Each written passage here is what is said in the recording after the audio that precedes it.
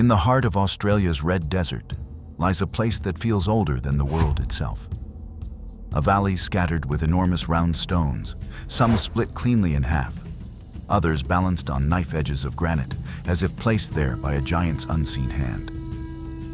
The locals call it Karlu Karlu, the round boulders. But the first Europeans who saw it called it something else. They said, "This is the devil's country. He's even emptied his bag of marbles here." And the name stuck, the devil's marbles. But what really shaped them? Nature, myth, or something far older than either?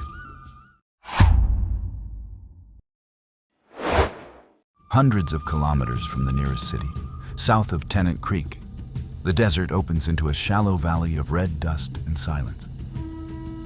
Here, massive spheres of granite rise from the earth, some 10 meters across, glowing orange beneath the Australian sun. By day, heat shimmers across the plain like liquid glass. By night, the stones catch the starlight, cold and silver under the Milky Way. Standing among them, you can almost feel the ground humming, a low vibration that seems to come from deep within the earth. Science tells us these marbles are ancient, 1.7 billion years old. Long before the first life crawled from the sea, molten magma rose through the crust and cooled into a block of hard granite beneath the surface. For millions of years, pressure, uplift, and erosion peeled away the softer layers above, exposing the granite to the open air. As the desert burned by day and froze by night, the rock cracked and rounded itself, a process called spheroidal weathering. Each cycle of heat and cold shaved off another layer until nothing was left but these near-perfect spheres. Yet even knowing the science, it's hard to believe this was just erosion, because no other landscape on Earth looks quite like this. So precise, so deliberate, as if the planet itself had been sculpting in secret. When explorer John Ross reached this valley in 1870, he stood before the stones in awe and said, "This is the devil's country. He's emptied his bag of marbles around the place." To his mind, only something wicked or supernatural could explain this bizarre scene.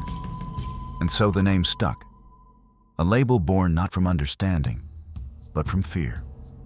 But to the Aboriginal peoples who had walked this land for tens of thousands of years, there was no devil here, only spirits, ancient ones, still moving through stone and sand. The Europeans saw chaos, the First Nations saw creation, but not all stories about this valley come from science or dreamtime. Among the settlers who passed through here in the late 1800s, another story took root, one that gave the place its darker name. They said that during the building of the overland telegraph, a crew of men camped among the marbles for the night. The desert was still, the sky so clear it looked hollow. But after midnight, one of the men woke to a low rumble, like stones grinding beneath the ground. He swore the boulders were moving, rolling, turning toward the campfire's glow. When morning came, one man was gone. His bedroll lay untouched, his boots still beside the fire. The others searched the valley, but found nothing, except a single giant boulder, freshly split down the middle, as if something had crushed its way out. Inside the crack, black scorch marks traced the stone like veins. A telegraph worker who later abandoned the post claimed that at dusk, shadows would gather between the marbles, shapes tall as men, faceless, standing perfectly still until the sun disappeared. He called them the Devil's Watchers. For decades afterward, drovers refused to sleep there. They said if you listened close enough, you could hear a voice echoing through the stones, deep and slow, whispering in a language no one alive remembered. And some swore that when lightning struck the valley, the boulders glowed red from within, as if something trapped inside was trying to wake. Of course, no record proves any of it. But in this vast and silent desert, where sound travels farther than reason, stories have a way of becoming real. For the Alyawar, Kaitetiye, Warramungu, and Warlpiri peoples, Karlu Karlu is one of the oldest sacred sites on Earth. Their stories speak of a powerful ancestor called Arrange, a being who traveled across the desert performing ceremonies. During his journey, he made a sacred hair string from his own body, spinning it in ritual dance. When the string frayed, he dropped the tangled clusters on the sand, and they turned to stone. Those stones became the marbles. In some tellings, Arrange spat upon them, breathing life into the rocks themselves. To touch them carelessly was once considered dangerous. To disturb them, unthinkable. Even today, traditional custodians say the site is alive, a place where the old stories still echo through the ground. It is not a tourist attraction. It is a memory carved in stone.